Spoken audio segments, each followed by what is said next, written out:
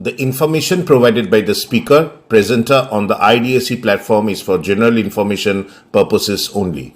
All information is provided in good faith. However, we make no representation or warranty of any kind, express or implied, regarding the accuracy, adequacy, validity, reliability, availability, or completeness of this information.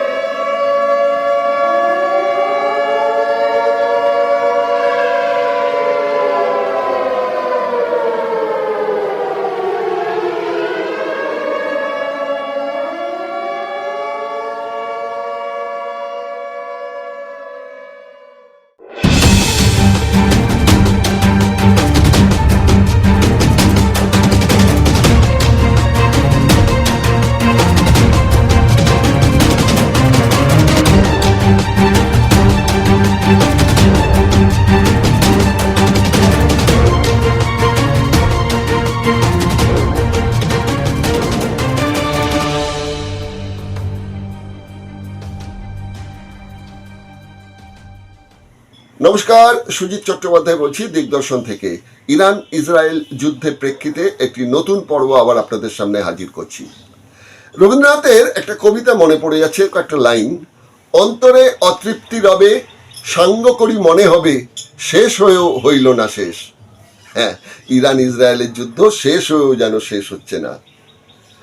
Trump সাহেব তো বলেই দিয়েছেন যুদ্ধবিরতির ঘোষণা। Israel বেশ কয়েক ঘন্টা পরে মাথা নত করলো। ইরান কিন্তু বলে দিল, কে হে ভাই ট্রাম্প তুমি? আমাদের দেশ আক্রমণ করছে, ইসরায়েল যুদ্ধ বন্ধ করব না যুদ্ধ চালাবো সেটা আমরা বুঝবো, তুমি বলার কে? শোনেনি ইরান। আমেরিকা তো স্তম্ভিত। পরে শুনলাম ট্রাম্প সাহেব নাকি দুঃখ করেছেন, শুধু ইরান নয় ইসরায়েলকেও দোষারোপ করেছেন যে তোমরা দুজনেই ভীষণ দুষ্টু, আমার কথা শুনছো না, বড় ভাইয়ের কথা শুনছো না। প্রসঙ্গ হচ্ছে, এখন কি ট্রাম্প ভয় পেয়ে এই যুদ্ধবিরতির ঘোষণাটা করিয়ে দিলেন? না না, এটা কিন্তু ভাবার কোনো অবকাশ নেই। তিনি কিন্তু হচ্ছেন বিশ্বের ডন। তিনি কি কাউকে ভয় পেতে পারেন? তিনি ভয় পাননি। তিনি আসলে ওই যে পাকিস্তান থেকে যে আবেদনটা করা হয়েছে না নোবেল পুরস্কার কমিটিকে, তাকে এবছর নোবেল দেওয়ার জন্য, তা নভেম্বরেই তো নোবেল পুরস্কার দেওয়া হবে। তার আগে তো একটা শান্তির বাতাবরণের জন্য ট্রাম্প কত চেষ্টা করেছেন সেটার তো একটা প্রমাণ করতে হবে না? নোবেল কমিটি যদি নভেম্বরে তাকে দিয়ে দেয় নোবেল, ট্রাম্প কি করবেন? ট্রাম্প কিন্তু একটা কাজ করতে পারেন, দুটো বেলজিয়ান রেসিং পায়রা কিনতে পারেন। সে দুটো উনি পাঠাতে পারেন সাদা পায়রা শান্তির দূত হিসেবে আমাদের নোবেল কমিটিকে। বেলজিয়ান রেসিং পায়রার কথা কেন বললাম না, বেলজিয়ান রেসিং যে পায়রা, তার একজোড়া পায়রার দাম হচ্ছে 19 কোটি টাকা। 2019-এ শেষ দাম উঠেছিল এই পায়রার, খুব কম পাওয়া যায়। তো যাই হোক, এখন পায়রা পাঠাবেন না ওখান থেকে তারা নোবেল দেবে সেসব তো অন্য প্রসঙ্গ। কিন্তু দ্বিতীয় বিশ্বযুদ্ধের পর আমেরিকার ওপর এরকম দাদাগিরি যে কেউ দেখাতে পারে সেটা কিন্তু এবার ইতিহাসে লিখিত হয়ে থাকলো। প্রশ্ন হচ্ছে, এরপর কি হবে? এরপর কি হতে পারে? ভারতেরই বা কি অবস্থা হতে পারে? বিশ্বযুদ্ধ কি আগামী দিনে হবে? নানান প্রশ্ন কিন্তু আমাদের মনে রয়েছে। আমরা ব্রিগেডিয়ার NS মুখার্জির সঙ্গে কিন্তু একটু কথা বলবো, জানতে চাইব তিনি কিভাবে বিষয়টা দেখছেন। কেন একজন সামরিক বাহিনীর একজন ব্রিগেডিয়ার হিসেবে তার তো একটা অন্য অভিজ্ঞতা আছে। যুদ্ধে কে কি পজিশনে রয়েছে সারা পৃথিবীর খবরটা তাদের রাখতে হয়, এবং ব্রিগেডিয়ার NS মুখার্জি সেটা ভালোভাবেই রাখেন। আপনারা শুনুন ব্রিগেডিয়ার NS মুখার্জি কি বললেন। তার আগে এই মুহূর্তের যা সিচুয়েশন তার প্রেক্ষাপটের ওপর একটা ছোট্ট প্রতিবেদন দেখাবো। প্রতিবেদনের পরেই সরাসরি ফোন ইনে সাক্ষাৎকারে চলে যাব ব্রিগেডিয়ার NS মুখার্জির সঙ্গে। আগে ওই প্রতিবেদনটা দেখুন। বাংলায় একটা প্রবাদ আছে, গায়ে মানে না আপনি মোড়ল। ঘটা করে ট্রাম্প যুদ্ধবিরতি ঘোষণা করায় ভারতের অপারেশন সিঁদুর স্তব্ধ হয়ে গিয়েছিল। কিন্তু ট্রাম্প যখন ইসরায়েল ও ইরানকে যুদ্ধবিরতির নির্দেশ দেয় 24 ঘন্টা পরও ইসরায়েলও শোনেনি, ইরান তো নয়। বরং ইরান পার্লামেন্ট বলেছে শত্রুকে বিশ্বাস নেই, ইসরায়েল যতক্ষণ আক্রমণ চালাবে আমরাও পাল্টা জবাব দেব। যুদ্ধবিরতি করতে হলে আমাদের কতগুলো শর্ত মানতে হবে। সবচেয়ে বড় কথা, ইরান শুধু ইসরায়েল নয়, যে 5টি দেশে আমেরিকার সেনা শিবির আছে সেসব জায়গাতেও একসঙ্গে আক্রমণ চালিয়েছে। আমেরিকার জবাব দেওয়া তো দূরের কথা, উল্টে ঢোক গিলে ইরান আক্রমণ থেকে পিছিয়ে গেছে। এতদিন যে আমেরিকা প্রভুত্বের যে আস্ফালন করে এসেছে সেটা প্রমাণ হলো মাও সেতুংয়ের ভাষায় কাগুজে বাঘ। ইসরায়েল যখন ট্রাম্পের ভরসায় যুদ্ধ চালাচ্ছিল তখন ইরানের বিদেশমন্ত্রী পৌঁছে যান মস্কোয়। তারপরই যুদ্ধের পরিস্থিতি পাল্টাতে থাকে। ইরান একযোগে কাতার, দোহা, তেল আভিভ সহ 5 দেশে মার্কিন ঘাঁটি লক্ষ্য করে ব্যালিস্টিক মিসাইল ছুড়তে শুরু করে, কিন্তু লক্ষ্য রাখে যেন সাধারণ মানুষের জীবনহানি না ঘটে। ইরানের মোল্লাতন্ত্র যে তুলসী পাতা নয় সেটা তো ঠিকই, কিন্তু মোল্লাতন্ত্রকে তোল্লা দিয়ে আমেরিকাই তো পাকিস্তানকে পরমাণু শক্তিধর হতে সাহায্য করেছে। ভারতের মতো বিশাল দেশের পরমাণু অস্ত্র যেখানে 180, সেখানে ছোট্ট দেশ পাকিস্তানের পরমাণু অস্ত্র তো মাত্র 10টি কম, 170টি। নিঃসন্দেহে ট্রাম্প আমেরিকার সংখ্যাধিক্যের জোরেই প্রেসিডেন্ট নির্বাচিত হয়েছেন। ভোটের আগে তিনি বলেছিলেন জিতে ফিরলে 24 ঘন্টায় রাশিয়া ইউক্রেন যুদ্ধ থামিয়ে দেবেন, কিন্তু পারেননি। অভিবাসন নীতিতে অসন্তুষ্ট আমেরিকার লক্ষ লক্ষ নাগরিক, বিক্ষোভ দেখাতে তারা বেরিয়ে পড়েছেন রাস্তায়।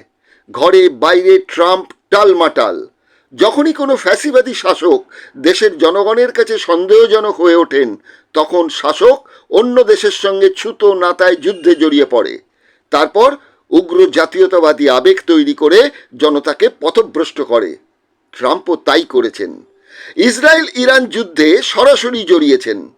নিজের গোয়েন্দা প্রধান তুলসী গ্যাবার্ড বলেছিলেন ইরানে পরমাণু মজুদ নেই।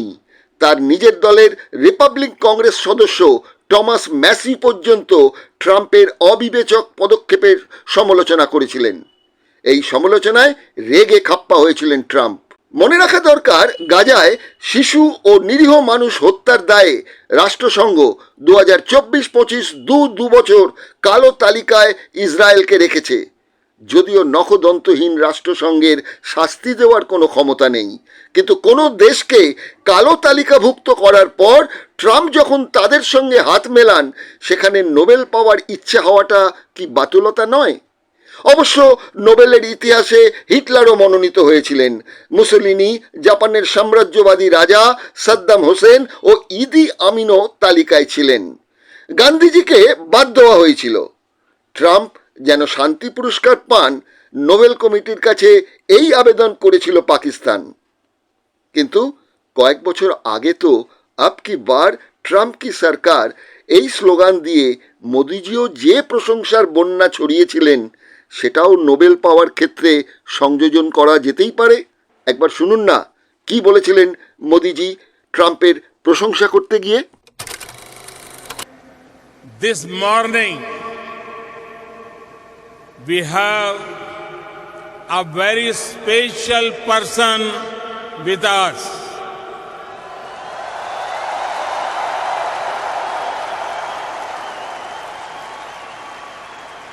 He needs no introduction.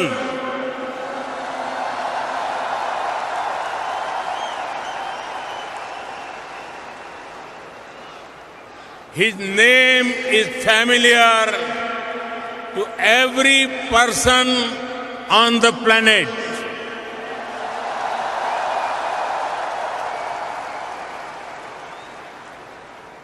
His name comes up in almost every conversation in the world on global politics.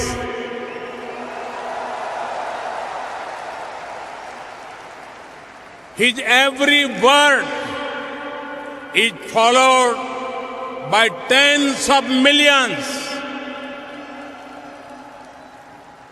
He was a household name and very popular even before he went on to occupy the highest office in this great country.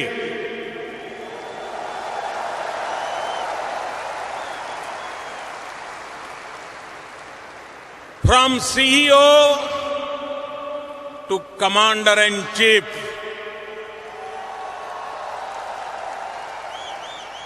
from boardrooms to the Oval Office,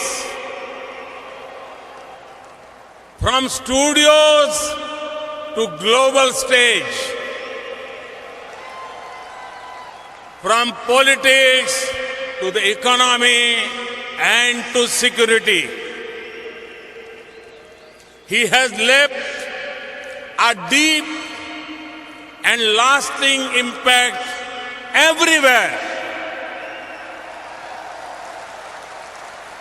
Today, he is here with us.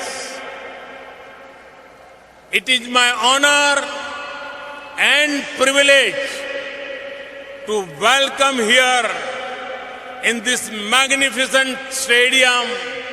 প্রশ্ন উঠছে, বিশ্বটা কি এখন পাগল নেতাদের হাতে? Trump, Putin, Jinping কিমকে পাগল বলেছেন, আবার এরাও ট্রাম্পকে পাগল বলেছেন। পরাজিত কমলা হ্যারিসও বলেছিলেন ট্রাম্পকে রক্তচোষা বাদুড়। উল্লেখ করা যায় 2017 সালে 27 জন মার্কিন মনোবিজ্ঞানী the dangerous case of Donald Trump বলে একটি বইতে ট্রাম্পকে আবেগসম্পন্ন, অহংকারী, অজ্ঞ, বিশৃঙ্খল, নৈরাজ্যবাদী, আত্মমুখী, স্বার্থপর বলে উল্লেখ করেছিলেন। এই মুহূর্তে ট্রাম্পের যুদ্ধবিরতি ঘোষণা এবং ইরান ও ইসরায়েলের অবজ্ঞা মার্কিন স্বাভিমানকে প্রশ্নের মুখে দাঁড় করিয়ে দিয়েছে। ইরান ইসরায়েল আসলে ধর্মযুদ্ধ, ইহুদি বনাম মুসলিম, দুই অভিজাত সংস্কৃতির লড়াই চলবে। এটা থামানোর ক্ষমতা ট্রাম্পের হবে না। ক্ষতিগ্রস্ত হবেন দু দেশের সাধারণ মানুষ, সঙ্গে সঙ্গে বিশ্বেরও অগুন্তি মানুষ। নমস্কার ব্রিগেডিয়ার মুখার্জি, আমি দিগদর্শন থেকে সুজিত আবার আজকে আপনার শরণাপন্ন হলাম। নমস্কার। নমস্কার। ঘটনা হচ্ছে, আমরা সবাই জানি যে একটা তৃতীয় বিশ্বযুদ্ধের মতো নাকি একটা পরিস্থিতি তৈরি হচ্ছিল। যদিও আমার ব্যক্তিগত মতামত ছিল যে তৃতীয় বিশ্বযুদ্ধের কোনো জায়গা এখন নেই, কেন প্রতিটি দেশ এখন ব্যবসায়ী হয়ে গেছে। তারা ইগোটাকে কন্ট্রোল করে ব্যবসাটাকে প্রাধান্য দিচ্ছে। তাই এই মুহূর্তে থার্ড ওয়ার্ল্ড ওয়ার হওয়ার কোনো সম্ভাবনা নেই, এটা আমার আগাম একটা ধারণা ছিল।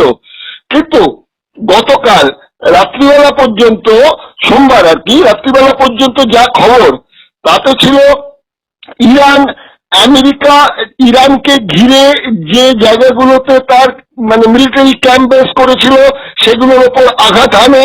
তাড়াতাড়ি করে হোয়াইট হাউসে বিশেষ মিটিং এ বসে সিদ্ধান্ত হয় এবং খবরে বেরিয়ে গেল যে ওয়াশিংটন থেকে প্লেন ছাড়ছে, বোমারু বিমান ছাড়ছে ইরানের উদ্দেশ্যে। আবার ভোরবেলা 5টা সাড়ে 5টার পর থেকে খবরটা পাল্টাতে শুরু করলো।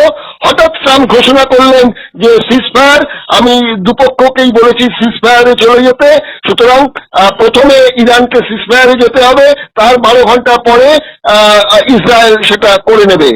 ইরান কিন্তু তক্ষুনি জবাব দিয়ে বলে দিল সব সিজফায়ার টিসফায়ারের মধ্যে আমরা নেই, আক্রমণ যখন হয়েছে তার প্রত্যুত্তর চলতে থাকবে।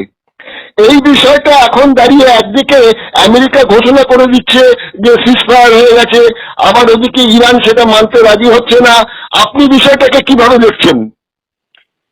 আমি কিন্তু ঠিক আপনি যেইভাবে ফলো করছেন আমিও এটাকে ফলো করছি।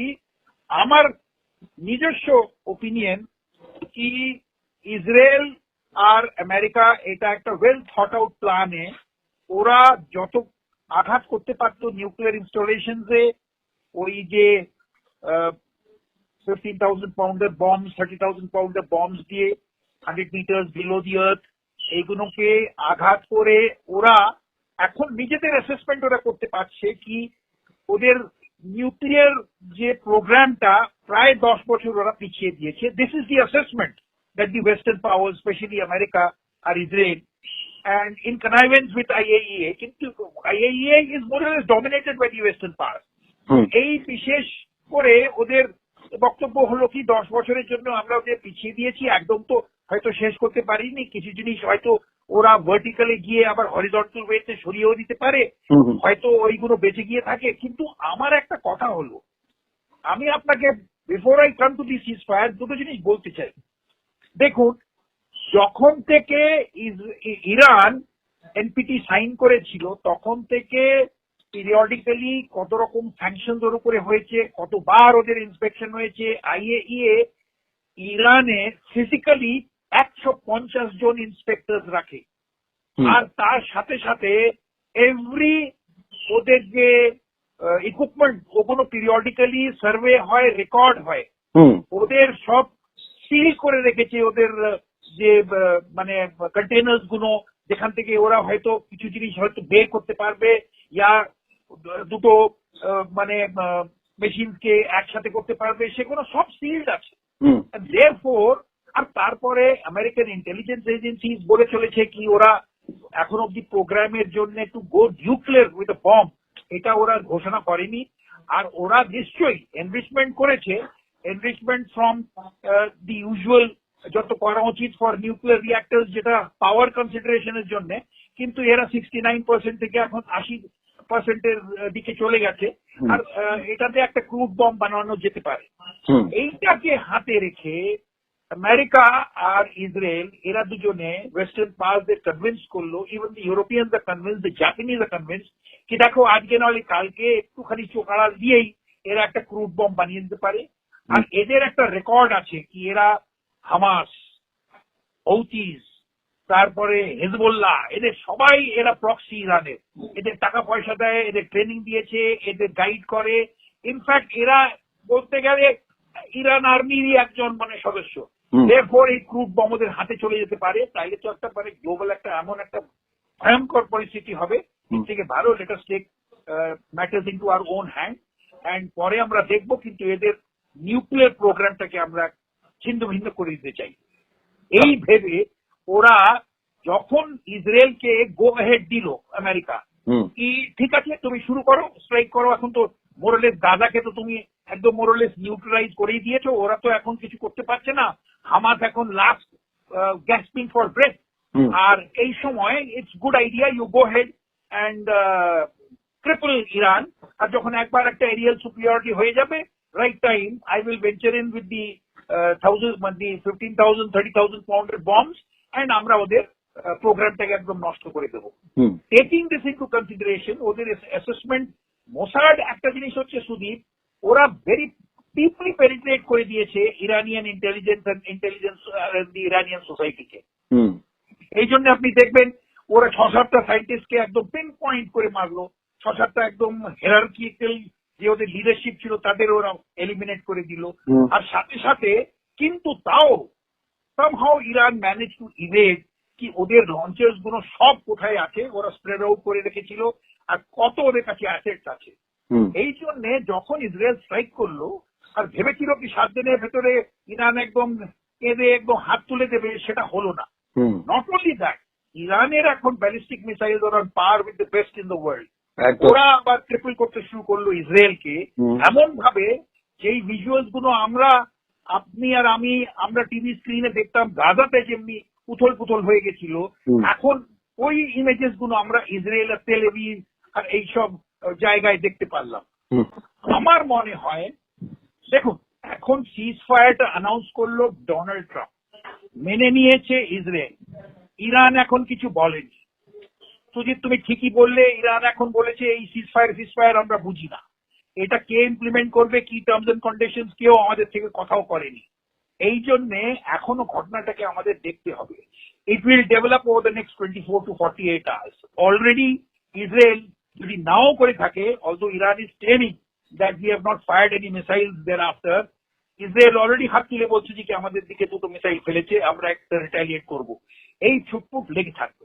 আমাদের নেক্সট 24 to 48 hours এটা দেখতে হবে। আর ট্রাম্প ওদিকে খুব মানে প্রেশার দেবে ইরানকে কি দেখো ভাই আমি অনেক চেষ্টা করছি নাও টু মানে পুল ব্যাক ইসরায়েল, আর আমি নিজেও ইনভলভ হতে চাই না, কিন্তু এরপরে আমার হাতে কিছু রয়ে যাবে না, we will have to get fully involve. And he must have also told these things to Putin and to Xi Jinping, আলাদা আলাদা করে বলে থাকবে। Putin and Xi Jinping are involved in themselves so much so badly. চায়নার তো একটা stated policy আছেই, ওরা ওভারসিজ কোনো জায়গায় নিজের বুটস অন দ্য গ্রাউন্ড তো রাখেই না। ওরা হয়তো চুপিচাপি ইনফরমেশন দেবে, স্যাটেলাইট ইমেজারি দেবে, অ্যাসেটস দেবে, মিউনিশনস দেবে। Putin might get involve because পুটিনের অনেক লোক আছে ইরানে, অনেক লোক আছে ইসরায়েলে। Putin might get involved not only because of that. Putin does not want the Western powers to get away with this kind of bland dominance. So আমার মনে হয় যা কিছু হয়েছে এই সিজ ফায়ারটা যেমনি তুমি সুদীপ বললে, আমার মনে হয় it is only a fragile ceasefire.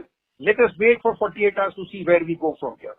আচ্ছা, আপনি যে কথাটা বললেন চীনের ব্যাপারে, এ কথাটা তো সত্যি যে একটা খবর কিন্তু ভেসে এসছে যে বেজিং থেকে বেশ কয়েকটি এয়ারক্রাফট প্রচন্ড অস্ত্র শস্ত্র নিয়ে ইরানে পৌঁছে যায়, কিন্তু তারপরে নাকি তাদের ট্রেস খুঁজে পাওয়া যায়নি।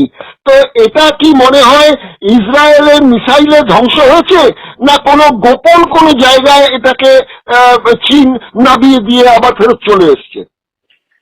আমার যা মনে হয়, বিশেষ করে আমিও খুব ক্লোজলি এটাকে ফলো করছি, অনেক কিছু মিস ইনফরমেশন এটা চলে আসছে মিডিয়াতে, আর এটা অনেক রকমের ইন্টেলিজেন্স এজেন্সিসরা এটাকে এমন ঘুরিয়ে দিয়ে একটা নতুন করে ন্যারেটিভ বিল্ড করতে চায় two further their own narratives. তো এই যে চাইনিজের বিরাট অ্যাসেটস গুলো সব ওখানে প্রচার করে দিয়েছে, এখন অব্দি কোনো ফাইনাল একটা কোনো অথরিটেটিভ ভয়েস কেউ বলেনি, এগুলো রুমার্স আমার মনে হয়, কিন্তু আবার বলছি হতেও পারে। তো চাইনিজ মাস্ট বি থিঙ্কিং আমাদের তো সাংঘাতিক ওখানে পুরো অয়েলের তো ইমিডিয়েট রিকোয়ারমেন্ট ইমেন্স হচ্ছে চায়নার, আর চায়না এত বড় একটা ইকোনমি, যদি ওর অয়েল স্টেবল হয়ে যায় একদম they will go down on their knees. আপনার মনে আছে ইরাকে যখন আমেরিকানরা চলে গেল, এখন ইরাকের মোরলেস সবকিছু তেলের কোম্পানিগুলো সব চায়না কিনে নিয়েছে, একদম run by the Chinese company. একদম, তো ওদের এত সাংঘাতিক ওখানে অ্যাসেটস আছে, এত অয়েল ফিল্ডস ওগুলো কিনে রেখেছে, লিজ করে রেখেছে, রেন্ট করে রেখেছে, that they will have to intervene. They cannot let this thing spiral into a competition of where the Americans blast out their oil. তো এই জন্যে কিছু তো অ্যাসেটস নিশ্চয়ই মুভ করে থাকবে। They will want Iran not to give up so easily. হাত তুলে দেবে না ইরান। আর নেক্সট কোয়েশ্চেন জিজ্ঞেস করবার আগে সুজিত একটা কথা আমি বলে দিতে চাই, আপনাদের ভিউয়ারশিপ ও সবাই একটা জিনিস বুঝতে পারবে, এই যে battle between Iran and Israel, এটার একটা ব্যাকগ্রাউন্ড আছে। এরা দুজনেই বিবলিক্যাল সিভিলাইজেশন। আপনি বুঝে দেখুন, একজন তালমুড আর তানাক ওদের যে হিব্রু বাইবেল, একদম তাদের সিভিলাইজেশন, আর একটা হচ্ছে কোরআনের civilization. These two cannot stand each other. ওরা পাবলিকলি বলে ডেথ টু ইসরায়েল, এরা পাবলিকলি বলে না, এরা একটু সিভিলাইজ কিছু দেখাতে চায়, কিন্তু এরা বলে ডেথ টু অল মুসলিমস। এটা যদি হয় তাইলে কি আপনাদের ভিউয়ার্সরা নিশ্চয়ই বুঝতে পারছেন এই লড়াই আর যুদ্ধটা টেম্পোরারি হল্ট হয়ে গেল। This is not the end. In fact এটাকে এখন রিইনফোর্স করে দিল। এখন ইরান আরো লুকিয়ে, আরো উইথ পারপাস নিউক্লিয়ার প্রোগ্রামের দিকে এগিয়ে যাবে। এখানে দুটো কথা আপনাকে আমি জিজ্ঞাসা করতে চাই। একটা হচ্ছে, পুতিন কিন্তু আগেই বলেছিলেন যে ইরানের নিউক্লিয়ার পাওয়ার তৈরি করার ব্যাপারে রাশিয়া সব রকম সাহায্য দেবে, পুতিন আগেই বলে রেখেছিল। নাম্বার টু, যে এই মুহূর্তে যে সন্দেহটা ট্রাম্প করলেন, করে ওখানে বাংকার ব্লাস্টার নামে যে বোমাটা ফেললেন, যেটা উপরিভাগে সেরকম বোঝা যাবে না, ওটা 200 ফুট নিচে নেমে যাবে এবং 7 ফিটের কংক্রিট দেওয়াল ছিন্ন ভিন্ন করে দিতে পারবে, যার ফলে ওই বাংকারে যদি ইরানের প্রশাসনিক কর্তারা কমাই নিয়ে এরা থাকেন মারা পড়বে, আর যদি কোনো সায়েন্টিস্ট এবং পারমাণবিক যে জিনিসপত্রগুলো রয়েছে সেগুলোকে ধ্বংস করে দেওয়া যাবে। এইগুলো যে ট্রাম্প ভাবলেন, কিন্তু তার যে গোয়েন্দা প্রধান তুলসী গেওয়ার্ট, যিনি একজন ভারতীয় বংশোদ্ভূত মহিলা, তিনি তো প্রথম থেকেই বলে এসছেন যে ইরানের কাছে কোনো নিউক্লিয়ার পাওয়ার নিয়ে তারা কিছু কাজ করছে না। ট্রাম্প তার নিজের গোয়েন্দা প্রধানের কথাটাই কি বিশ্বাস করছেন না?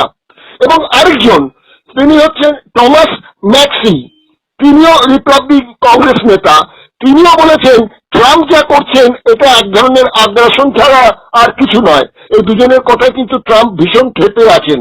তাই নিজের গোয়েন্দা প্রধানের কথাই কি বিশ্বাস করতে পারছেন না ট্রাম্প? এইটা কিন্তু আপনি দেখেছেন তুলসী গাবার্ড আবার যখন মানে শি ইজ রং বলে ট্রাম্প একদম নিউজ মিডিয়াকে বললো, হ্যাঁ। আর তুলসী গাবার্ড কিন্তু ইমিডিয়েটলি রিট্র্যাক্ট করেছে। কেরম ভাবে রিট্র্যাক্ট করেছে? উনি বলেছেন কি দেখো এটা পরিস্থিতি আমাদের অ্যাসেসমেন্ট এখন অ্যাজ অফ নাও, কিন্তু এটা তো সত্যি কি এরা 69% এনরিচড ইউরেনিয়াম করে ফেলেছে, হেডিং টুয়ার্ডস 80%, ক্রুড বম্ব কোনোদিনই বানাতে পারে।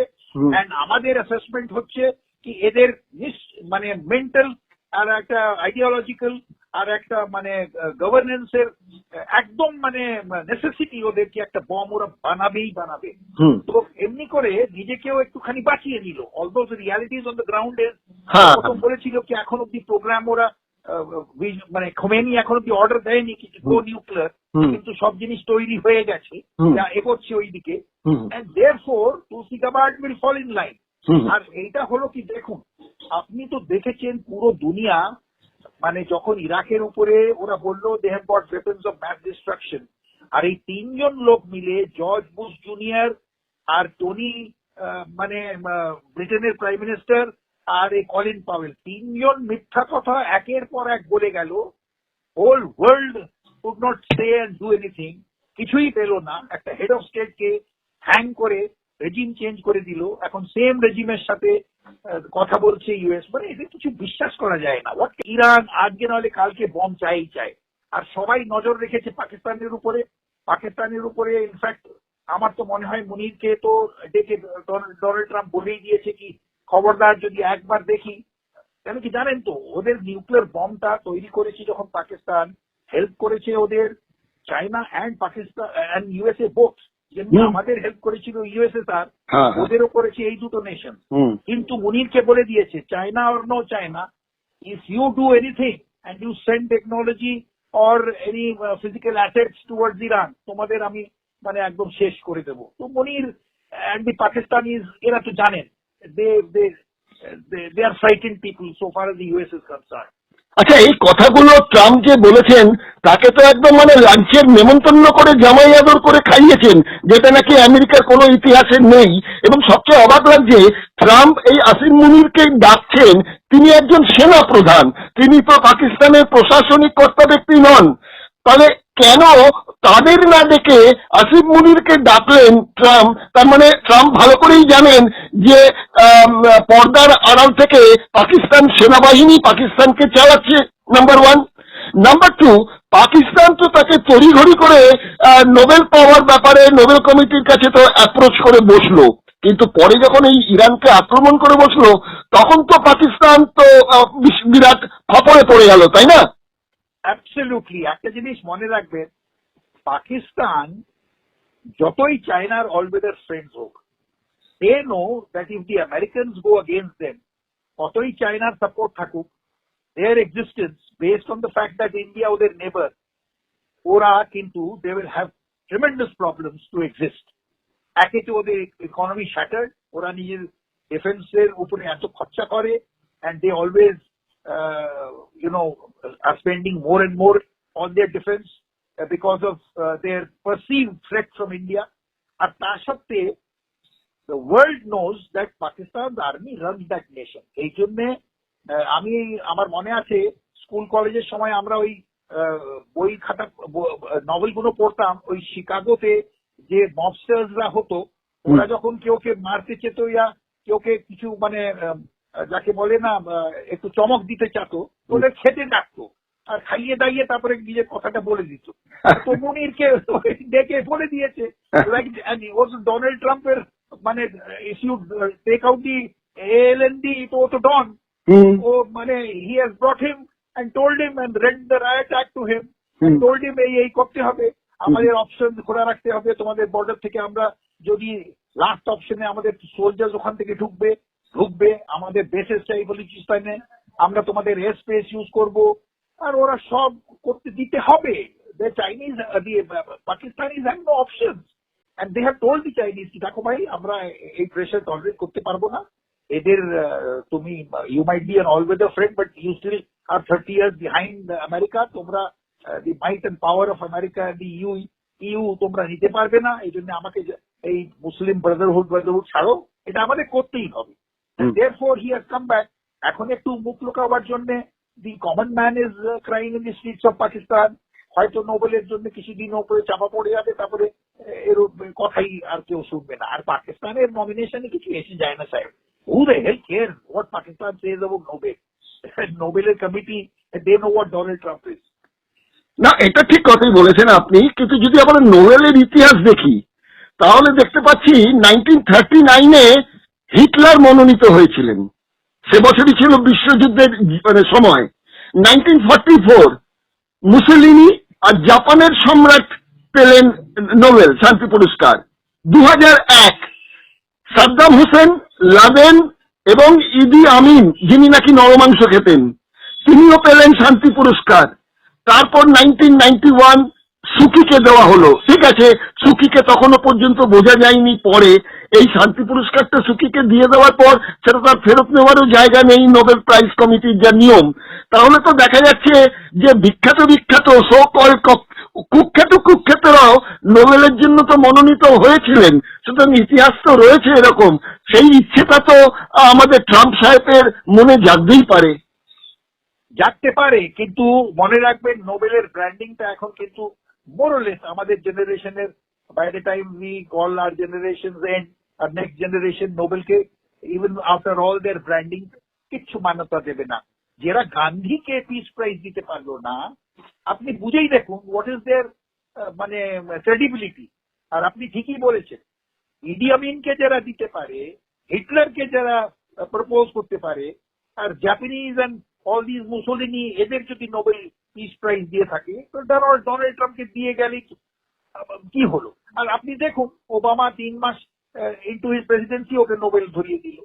এর জন্য ও নিজের স্পিচেই বললো কি ভাই আমি জানি না, আমাকে ডেকেছে, আমি ভালো স্পিচ দিই, আমি দিচ্ছি, কিন্তু কেন নোবেল দিয়েছে আমি জানি না। এই হলো ঘটনা। তা আমাদের হাতে একটু সময় কম, আর ছোট ছোট 3টে প্রশ্ন আপনার কাছে আমার থাকবে। প্রশ্নটাই যেটা থাকবে সেটা হচ্ছে বিশ্ব রাজনীতির আঙিনায় কি হতে না যাচ্ছে সেটা তো একটা ব্যাপার, কিন্তু একটু স্বার্থপরের মতো বলতেই হয়, আমি যেহেতু একজন ভারতের নাগরিক। ভারত কোন পজিশনে এখন আছে? আমার তো মনে হচ্ছে ভারতের তো এখন হচ্ছে এক পা বাঁদিকে আর এক পা ডান দিকে নিয়ে সে দাঁড়িয়ে আছে ভারত। আপনি কি all the nations of the world will try to force India to take a stand one side or the other, কিন্তু এটা আমাদের ওরা করতে পারবে না। এখন people are jealous of the present dispensation and especially of Modi's stature in the world. R we have been over the years, এটা খালি মোদির এফর্ট না, আমাদের ট্রেডিশনালি ফ্রম নেহরু's টাইম এখন অব্দি আমরা ফরেন পলিসিটাকে কিন্তু খুব ব্যালেন্স করে খেলেছি। আমাদের কার্ড গুলো আমরা খুব ভালো করেই খেলতে পেরেছি। এন্ড প্রেজেন্টলি আপনি দেখুন এই সাংঘাতিক যুদ্ধের ভেতরে মোদি সবাই সাথে কথা বলে, ভালো ভেবে কথা বলে, আর not only that they respect him as a towering figure who can give good advice. জেনেসিটা খালি এই কি ওরা চায় না কি মোদি মিডিয়েট করে একটা মানে because if all the nations who are in conflict ওদের জিজ্ঞেস করা হয় ইন প্রাইভেট কি তোমরা কার উপরে বিশ্বাস করছো, কে তোমাদের উপরে একটা স্টিয়ারিং কমিটি যারা মানে এই সিজ ফায়ার আর এসব দেখবে, they will name Modi as the prime figure to do that, not because Modi is Modi, but because the present dispensation of the Indian foreign policy has matured, and therefore amar mone hoy even with our all-weather friend Russia, our strategic partner America, and the trade and thaw that has happened with China, আমাদের যে মানে two nation theory আমরা propose করে চলেছি সেটা আমরা নেতানিয়াহুকে time and again বলে দিয়েছি। আমরা এখনো মানে ফুড এড দিয়ে যাচ্ছি গাজাকে।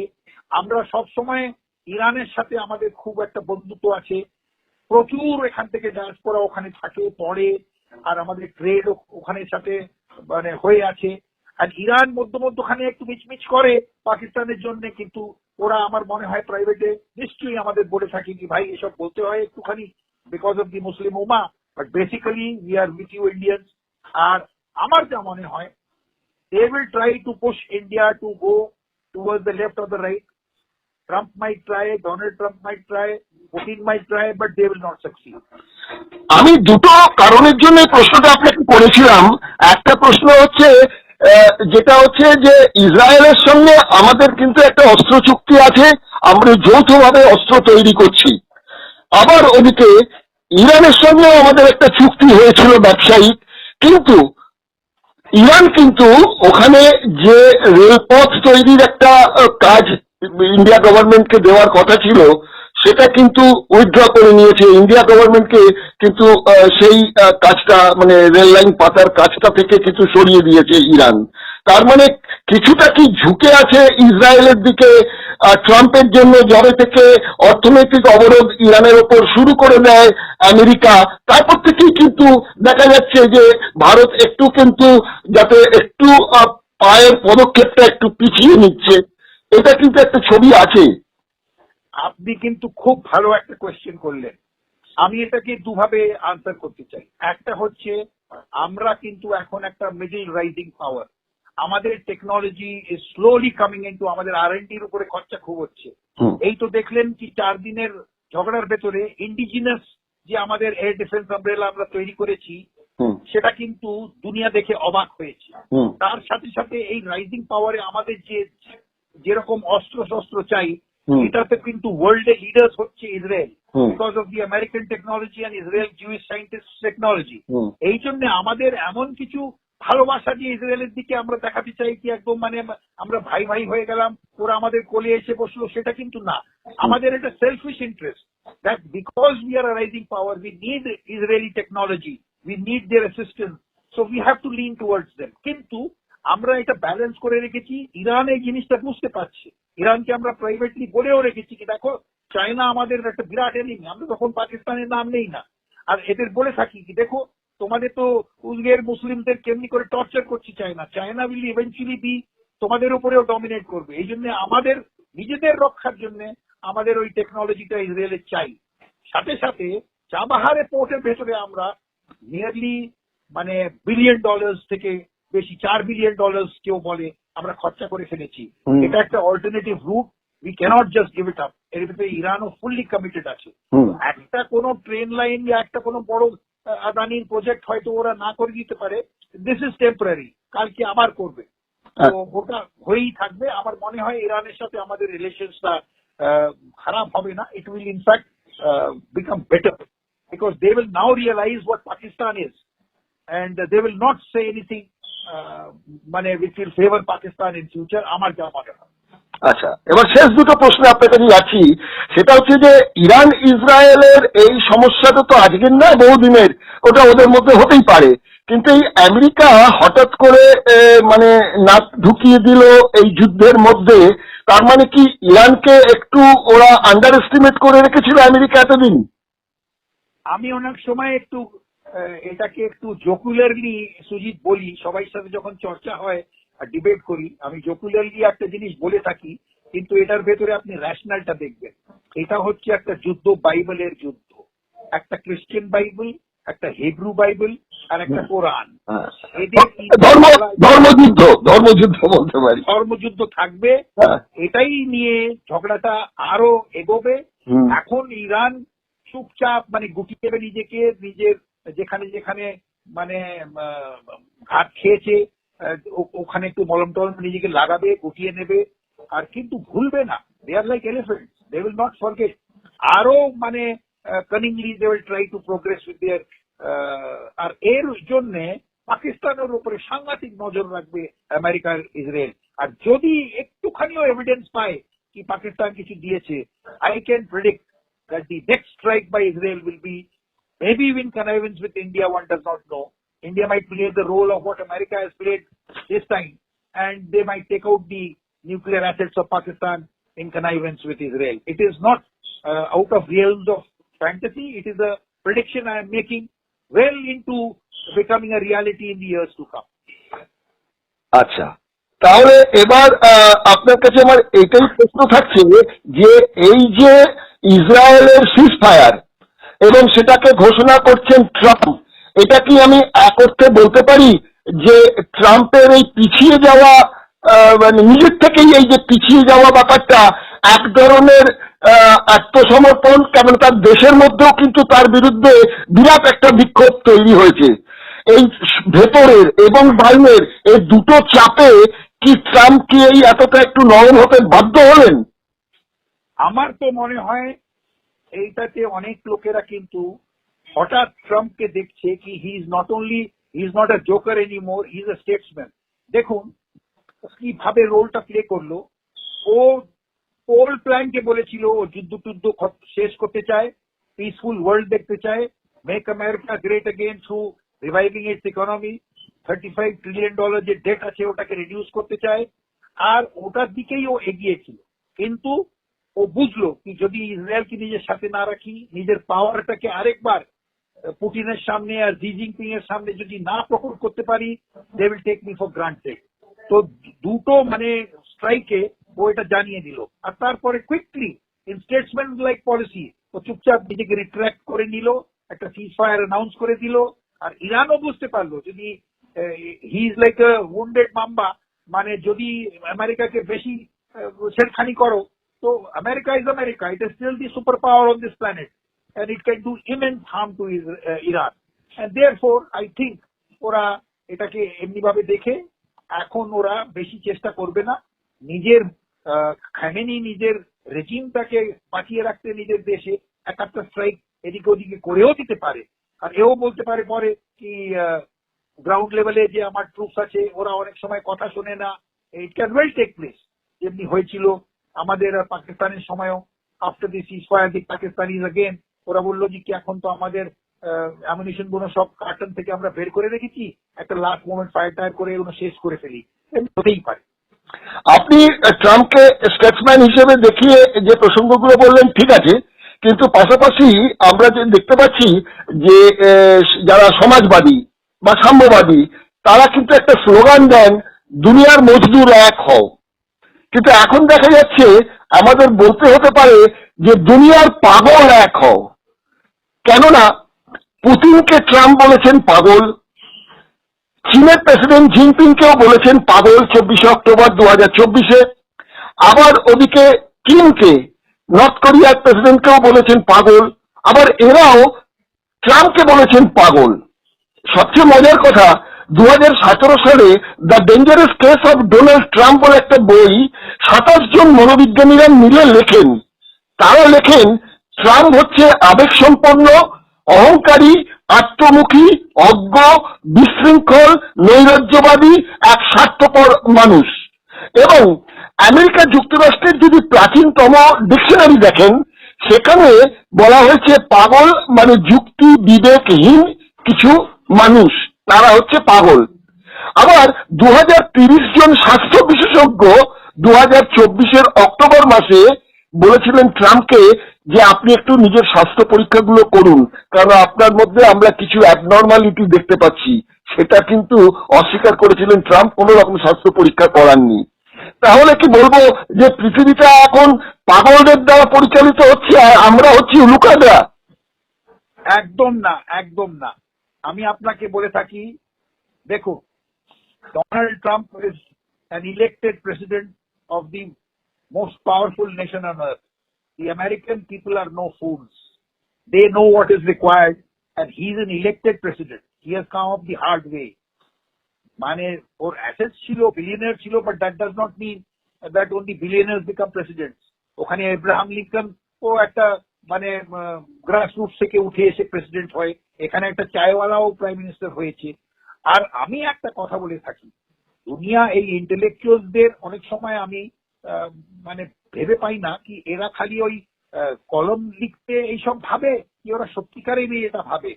যদি ওরা বলে কি মমতা ব্যানার্জি রেজিমটা কিছুই না, she doesn't know how to govern, দুর্নীতি হচ্ছে, আমেরিকান একটা জোকার প্রেসিডেন্ট হয়ে আছে, তো আমি বলে থাকি একটা তো ওল্ড ইউপি ফ্রেজ আছে, জো জিতা ওই সিকান্দার। আর তারপরে কি মানুষ সবাই কি পাগল যে বারবার ওদের ইলেক্ট করে আনছে? কিছু তো দেখেছে। দেখুন লিবিয়াতে এক সময় না, এটা আপনি বলছেন দাদা, আমেরিকাতে রিপাবলিকান ডেমোক্রেটিক এই যে দুটো দলের মধ্যে পুঁজিবাদী একটা সংকট থেকে এই দুটোকে রাখা হয়েছে, আর যারা সত্যিকারের গণতান্ত্রিক দলের যে নেতারা রয়েছেন বা ওখানকার কমিউনিস্ট পার্টিগুলো যা রয়েছে, তারা কিন্তু সাধারণ মানুষের কাছে এই পুঁজিবাদী সংস্কৃতিতে, ভোগবাদী সংস্কৃতিতে তারা সামনে উঠতে পারেনি।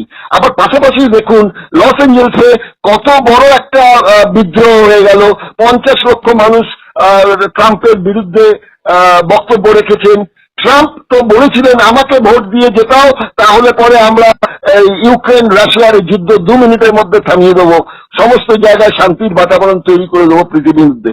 কোনোটাই তো উনি রাখতে পারেননি। না, রাখতে পারেননি, সেটা বটেই। উনি রিয়েলাইজ করেছেন once he is in the chair কি এটা এত ইজি না, but he may yet go down in history as the man who solved everything. হয়তো এক উইকে করলো না, হয়তো 1 বছরে হয়তো করতে পারবে। আপনার মনে হবে কি, দেখুন ডেমোক্রেসিতে দি মেজরিটি রুলস। এখন অন্যরা অপোজিশনে কত ইন্টেলেকচুয়ালরা কি বলছে সেটা এখানেও ওয়েস্ট বেঙ্গলেও বলে থাকে আর আমেরিকাতেও বলছে, তাতে কিছু এসে যায় না। আমার কথা হচ্ছে লিবিয়াতে আপনার মনে হবে যখন গাদাফি রুল করত, তখন একটা কথা ছিল ফ্রম ক্রেডেল টু গ্রেভ, ওখানে যত জনগণ ছিল তাদের কিন্তু খাইয়ে দাইয়ে আর ভালো করে পড়াশোনা, health care, education, everything state provide করতো। তাও কিন্তু ওটা অটোক্রেটিক রেজিম ছিল, তাও তো মানুষ ওকে ছুঁড়ে ফেলে দিল। তো এইটা the people might be silent, they might be the oppressed people. আর চুপ করে সবসময় তো ওরা বসে থাকে না, ওরা নিজের ব্যালট বক্সে নিজের মতটা দিয়েই দেয়। আর যতদিন মানে ইলেক্টেড প্রেসিডেন্ট আছে, ওকে সবসময় দিয়ে ও একটা জোকার, ওর there is a method in his madness. ও কেমনি করে কথা বলে আপনি দেখুন, ওটাতে একটা স্ট্র্যাটেজি আছে। ও একদিক থেকে হয়তো মুনিরকে মানে পিটিয়ে ওকে একটা রাইট অ্যাক্ট করে দিল, এদিকে সকালবেলায় বলে দেবে আই লাভ আমেরিকা, এসব বলবে। কিন্তু there is a method in his madness so that he keeps his door open to communicate with people. আর basically he is a businessman and he is a good businessman. আর তাতেই আমার মনে হয় ওর মোদির মতন একটা মানে অ্যাসেট আছে, they can open doors, they can communicate and put forward their thoughts. আর এটাও কি মানে ও একটা উইক প্রেসিডেন্ট সেটা সবাইকে বুঝিয়ে দিল কি দেখো আমি $500 billion মানে খরচা করে এক রাতে I can also do operation মানে মিডনাইট হ্যামার, এটাও বুঝিয়ে দিল। আর পুটিনকেও বুঝিয়ে দিল কি আমি যদি অ্যাক্টিভলি এখন ঢুকি ইউক্রেনে, you also better you want. তাহলে আমরা লাস্ট কনক্লুশনে এইটাই আসতে পারি যে ট্রাম্প যেটা করলেন, যুদ্ধে সরাসরি জড়িয়ে পড়লেন, নিজে থেকে উইথড্র করে নিলেন, আর সিজ ফায়ারের কথা ঘোষণা করছেন। ইরান যদিও সে কথা মানতে রাজি নয়। আপনি বলছেন আগামী 48 ঘন্টা কি 72 ঘন্টার মধ্যে ইরানও সুরসুর করে ওই সিজ ফায়ারে রাজি হয়ে যাবে, সে কোনো আক্রমণের জায়গায় তাহলে আর যাচ্ছে না। তাহলে এটা ট্রাম্প বা ইসরায়েলের আত্মসমর্পণ নয়, এটা বলতে পারেন আপনি যে এটা একটা ওয়ার স্ট্র্যাটেজি। অ্যাবসলিউটলি, এটা ইরানও বলবে আমিও সারেন্ডার করিনি, এটা ইসরায়েলও বলবে we have achieved our objective, এটা আমেরিকা বলবে we have been statesman like and have finished the war. ঠিক ঠিক আছে। অনেক আপনার কাছ থেকে একটু ইনফরমেশন গুলো পেলাম, এবং আপনার যে দৃষ্টিভঙ্গিতে আপনি দেখছেন বিষয়টা সেটাও আমাদের গ্রাহক বন্ধুরা দেখলেন। আপনাকে অশেষ ধন্যবাদ। আগামী দিনে আমরা আরো নজর রাখছি বিশ্ব রাজনীতি কোন দিকে এগোচ্ছে, তার পরিপ্রেক্ষিতে আপনার কাছে কিন্তু আবারও আমরা শরণাপন্ন হব। Thank you Sujit, thank you so much. নমস্কার। নমস্কার।